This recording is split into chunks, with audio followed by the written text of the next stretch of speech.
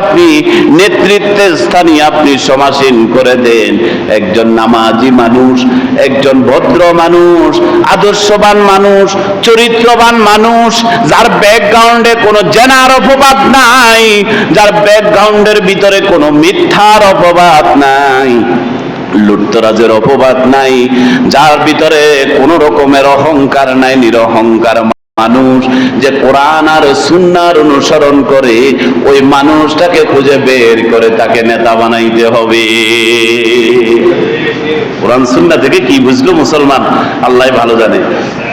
3 নম্বরে এবার আল্লাহ পাক বলেন, এই যে জাস্টিস, মুহাম্মদ সাল্লাল্লাহু আলাইহি ওয়াসাল্লামের বিচারক হিসেবে তার অনুসরণ করতে হবে, তাহলে আল্লাহরে পাইবা।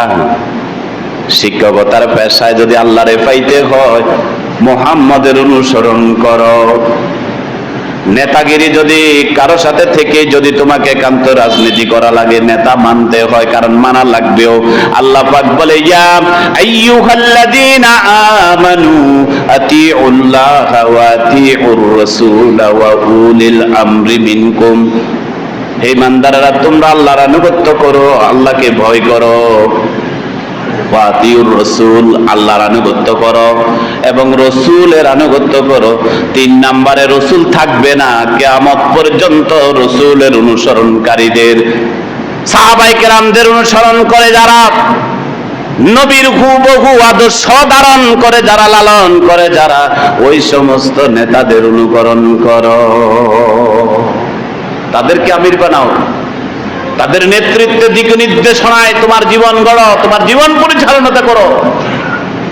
এই যে জাস্টিস, মুহাম্মদ সাল্লাল্লাহু আলাইহি ওয়াসাল্লাম একজন বিচারক হিসেবে আল্লাহ কি বলেন দেখেন, ইন্না আনজালনা ইলাইকাল কিতাবা বিল হাক্কি লিতাহকুমা বাইনান নাস।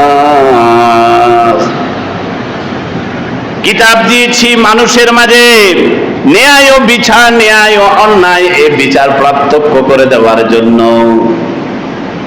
বিচার বিভাগ স্বাধীন ছিল, বিগত 15টি বছর বিচার বিভাগ কি ছিল? পরাধীন ছিল।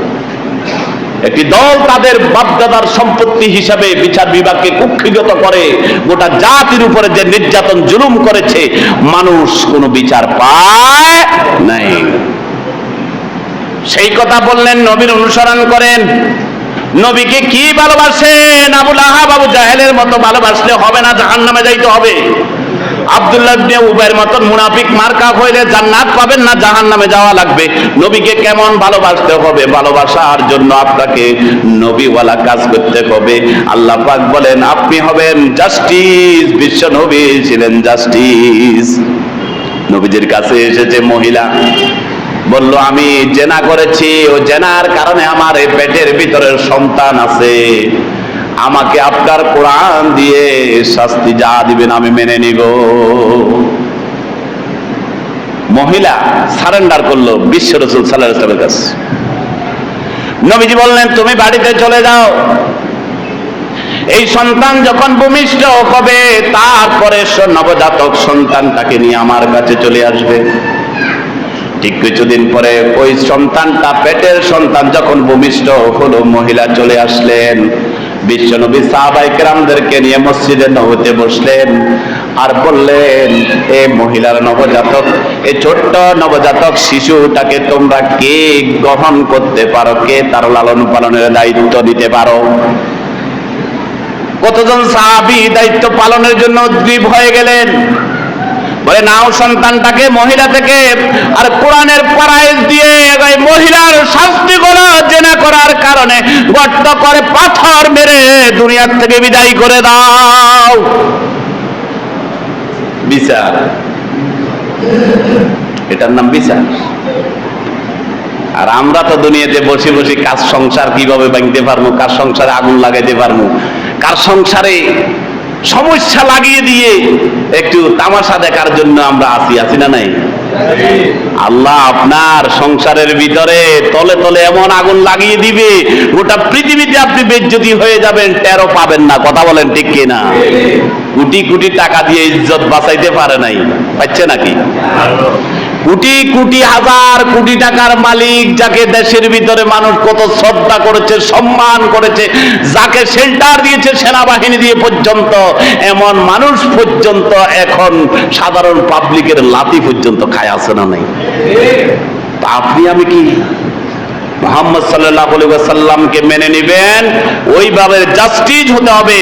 আল্লাহ পাক যেভাবে রাসূলকে জাস্টিস বানিয়েছেন এই জমিনের উপরে। বন্ধুরা আমার, মুহাম্মদ সাল্লাল্লাহু আলাইহি ওয়াসাল্লাম ছিলেন এজ এ প্রেসিডেন্ট, একজন রাষ্ট্রপতি হিসেবে মুহাম্মদ সাল্লাল্লাহু আলাইহি ওয়াসাল্লামের আদর্শ কি?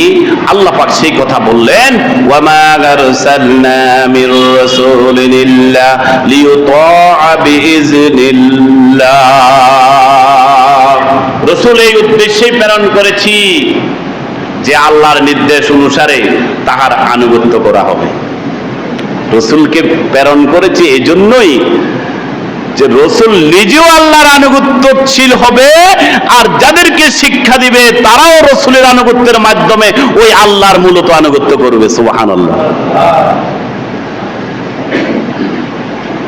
ভিক্ষুক একটা আসছে, দুপুরবেলা আপনি খাইতেছেন, যে বাজি আমরা একটু খাবার দেন। আপনি বললেন না না যাও, চলে যাও, কিয়ামতের দিন মামলা খাই গেলেন। যতটুকু আছে প্রয়োজনে আপনি 2 প্লেট না খেয়ে 1 প্লেট খেয়ে হলে আরেক প্লেট দিও, বাজি ভাতটা একটু কম, এখন হবে কিনা? তো লজ্জিত এমন সময় আসছো খাবারের মুহূর্তে,